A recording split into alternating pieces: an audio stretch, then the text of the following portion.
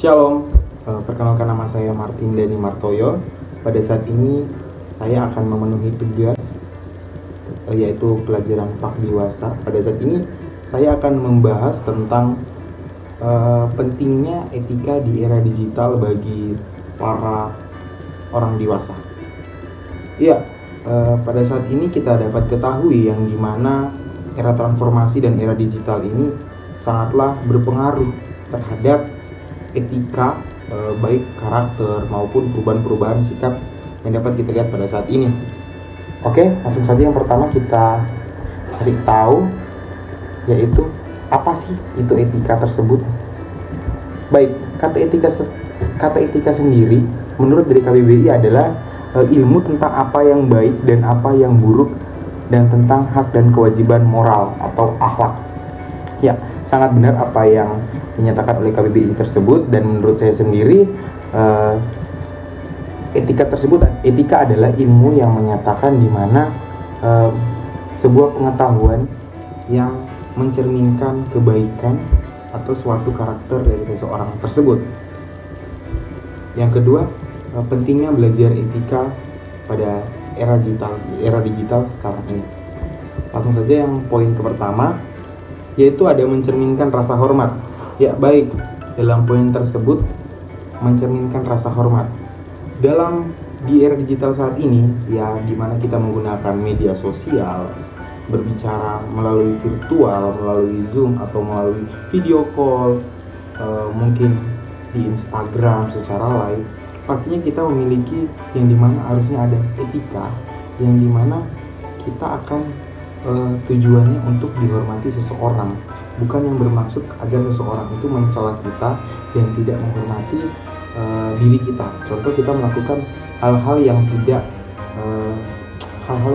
mengenakan bagi para penonton atau bagi para saudara, teman atau kerabat yang kita telepon atau kegiatan secara digital atau secara virtual. Ya, yang kedua ada memudahkan kita diterima. Ya, pastinya dengan etika yang baik di era pada saat ini, tentunya para orang dewasa akan diterima jika dia memiliki sikap dan karakter yang baik.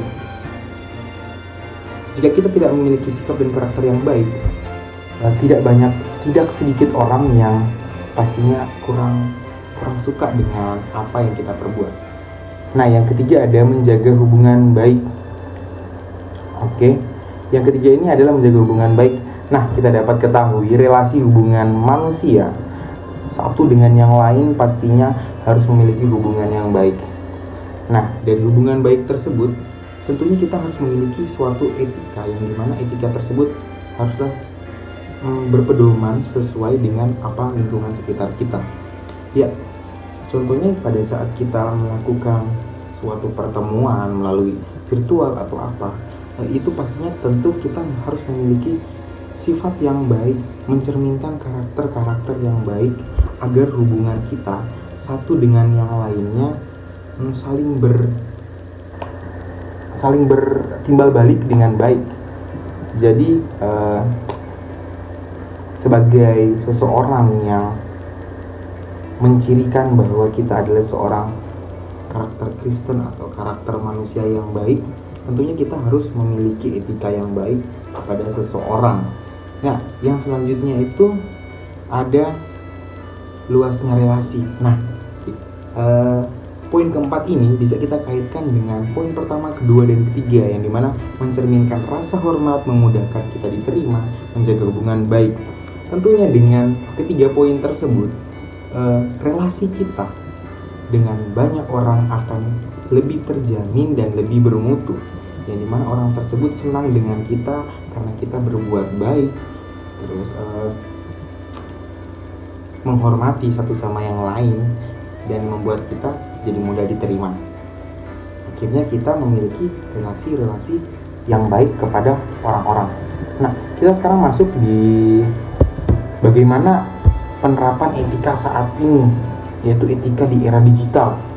Ya, dapat kita lihat, saya memutuskan untuk pro dan kontra tentang etika digital pada saat kalau dikatakan sudah cukup baik. Karena begini, kalau dibilang baik, beberapa orang mungkin saya sudah akui dan saya melihat dari lingkungan saya sendiri telah memiliki etika yang baik, yaitu dalam contohnya dalam melakukan pengiriman pesan atau dalam chat atau dalam video call atau melakukan kegiatan-kegiatan virtual ini, mana mereka sudah menerapkan etika tersebut.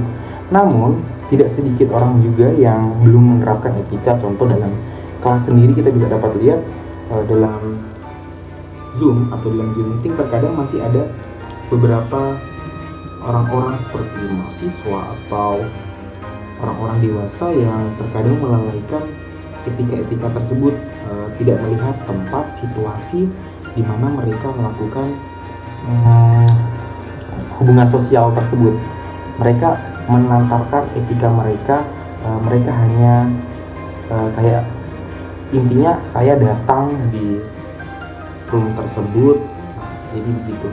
Dia tidak pernah memikirkan kira-kira etika dalam melakukan hubungan bersosial itu sangatlah berpengaruh, dimana jika dia tidak menghormati orang lain, maka dirinya sendiri tidak akan dihormati oleh orang lain. Oleh karena itu kita harus sebagai orang dewasa dan sebagai pemuda-pemuda harus memiliki rasa hormat kepada orang lain, yang dimana etika kita harus bersifat baik. Kita harus mencerminkan karakter-karakter yang baik agar orang sendiri mau menghormati kita. Jadi timbal balik dari teman-teman atau dari sahabat atau dari rekan saudara-saudara itu sangat berguna, dimana namanya kita dapat ketahui bahwa kita ini adalah makhluk sosial yang dimana kita butuh orang lain. Maka dari itu etika sangatlah penting di era digital ini. Meskipun era digital, tetapi kita harus memiliki etika. Bukan berarti era digital tetapi kita tidak mementingkan standar-standar etika atau standar-standar moral yang untuk berhubungan dengan banyak orang. Because era digital ini kita dapat ketahui banyak sekali orang yang mudah tersinggung. Kita bisa lihat di story seseorang pada saat ini, postingan yang dimana orang sudah tidak melihatkan etika baik untuk memposting. Contoh sudah bersifat hal-hal yang senonoh, menyinggung seseorang. Dapat kita lihat sendiri bahwa itu ada etika yang tidak baik. Kita harus mencerminkan etika yang baik dalam bermedia sosial ataupun dalam melakukan proses bersosial kepada orang lain. Jadi untuk pentingnya etika di era digital ini sangatlah penting agar kita semua kaum dewasa dapat mengerti etika yang baik dan agar dapat memiliki relasi-relasi bagi banyak orang. Terima kasih.